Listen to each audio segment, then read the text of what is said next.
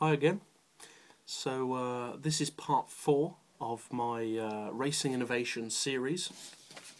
A series of relatively short videos where I discuss some of my personal favourite innovations that were ahead of their time in racing. And in this one I'm going to discuss just one car. In the previous videos I've discussed 2 or 3. But in this one I'm just going to discuss one. And this is the car. The Williams FW15C from 1993.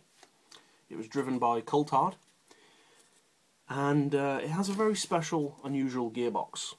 A gearbox that was used on some road cars, not all that many, but was very successful when fitted to this car. Now, I'm not certain whether the technology was actually banned or whether it just wasn't used again. But basically, what it is was, as I mentioned, a very special gearbox, and it's called a CVT, which stands for Continuously Variable Transmission. And basically what it is, in a gearbox, you have, time for another crude sketch, in a gearbox you have an input shaft which delivers the rotational power into the gearbox from the engine, and you have an output shaft which delivers the power that's been converted by the gears out of the gearbox to the wheels to drive the car. And I'll draw some crude gears with some ridiculous ratios just to give you some idea of what I'm talking about.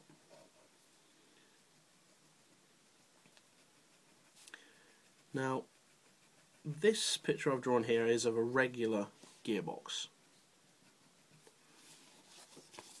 Well, a rough idea. So you have the rotational power from the engine comes in, so it's twisting. This shaft is twisting, that's what I mean by rotational power, if you're unfamiliar with the term. Into the engine, this is the input shaft, which has gears attached to it. It doesn't look exactly like this, it's considerably more complicated, but this is the housing of the gearbox, and this is the lay shaft. Oh, actually no, I should have drawn a lay shaft as well, but anyway, like I said, this is just a rough idea, but this is the output shaft from the gearbox to the wheels, and as you can see I've drawn some crude little gears. Now obviously at least one set of these would be enmeshed. Now, what a gearbox does is the power and torque that's sent into the engine, because by the way, a gearbox, the literal meaning of a gearbox, not the word, but what it does is it's a torque converter. So the torque and power is sent from the engine. Oh, by the way, there's a lot of confusion about what torque actually is. Torque is literally twisting power. So it's the amount of power that the engine has to turn, which is completely different to brake horsepower, by the way. But that's for another time. So the power and torque is sent through the input shaft into the gearbox, through the lay shaft to the output shaft, through various ratios, which increases the amount of torque and power put in using gearing so that more power and torque comes out. It's very clever. And sends that out to the final drive and to the wheels.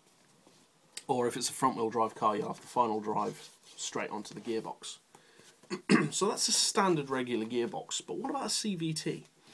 Well, a CVT, you have a very unusual arrangement, which I am drawing now.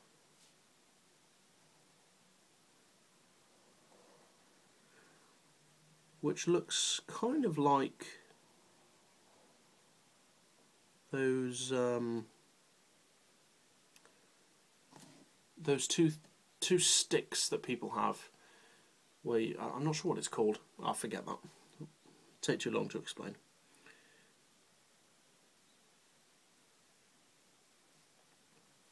But this is the rough idea of a CVT. So there it is. There's your rough idea of a CVT. Now the way it works, imagine this is all inside the gearbox. This is your input shaft, for the sake of the argument, and this is your output shaft. Maybe the other way around, depending on where it's fitted. So this represents this, and this represents this. Input shaft and output shaft. And what you have is these 2 or 4 cones with a drive chain running between them. And basically what happens is, as the car drives, the distance between these cones is either widened or pushed together, which the effect of this is that the chain, if the cones are pulled apart, then it's the narrowest point between them. So the chain has a very short curve to travel. Whereas if the chains, if the cones, I should say, push together, the amount that the chain has to travel around them is increased. And the cones will be pretty much opposites to each other to give you the ratio you want. So 2 of the cones will be close together and 2 will be far away, or vice versa. Moving down to what would represent your third gear, which is a ratio of 1 to 1. Moving together, moving out, and at one point they'll be roughly the same. And basically what the effect of this is it means that you have lots of gears without actually ever having to change gear, because the cones just move apart and closer to give you these different ratios, instead of having to have all these gears which have to use synchromesh, change, engage, disengage, blah blah blah. And the result is that you have a gearbox which in effect has 1 gear, but that 1 gear actually changes while you drive to give you the result of having a full set of gears. The main advantage is you don't lose any time in gear changes, because it never changes gear, and it means that you're in the optimum gear ratio at any given time. And the result was, I believe the FW15C was,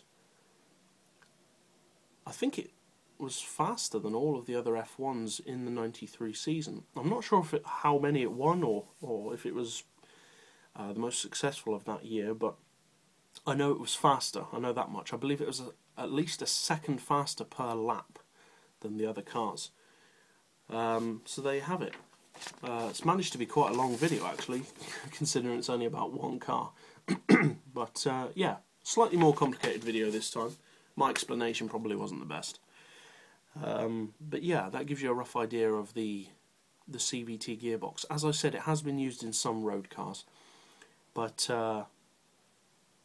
as far as I'm aware, this is the only time it's been used in racing. It may have been used on a gas turbine car or 2, but as far as I know, this is at least the most successful car to have used it. So that's it for part 4 of this video series. Up next we've got a personal favourite subject of mine, gas turbines, and also within that area, all-wheel drive.